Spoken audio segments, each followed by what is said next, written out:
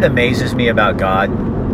The more you put yourself out there, the more He'll throw people in your lap and just at you, and left and right. I had an interesting day. Went to a new barber because I needed a haircut. I like my haircut too. It's cool. And anyway, the guy, I walk in and he looks at me and he kind of gets this funny look in his face, and then he goes, "You're Rick Dancer, right?" And I'm like, "Yeah." Well, the guy's from Roseburg.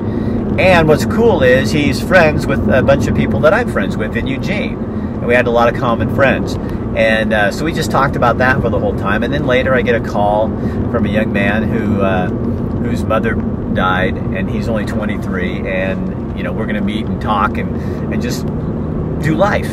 But I love that about my life, is I think when you put yourself at this place where you're out there and you'll acknowledge people, and you start caring less about you and more about what God's up to, and He just brings people into your life. I was talking to a friend of mine on the phone, and we were having this discussion, and I said, you know what, I don't sit around and pray all the time that God, don't do this and don't do that, and please do this and please do that. There's nothing wrong with that, but it's like I used to have a roadmap to my life.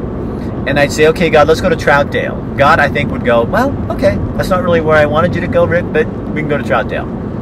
Now, I just took the roadmap and said, you know what?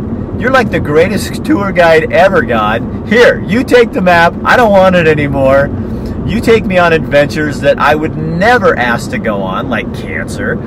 And then you show me the neatest things through that. So I'm done being a travel agent. My new travel agent is G.O.D.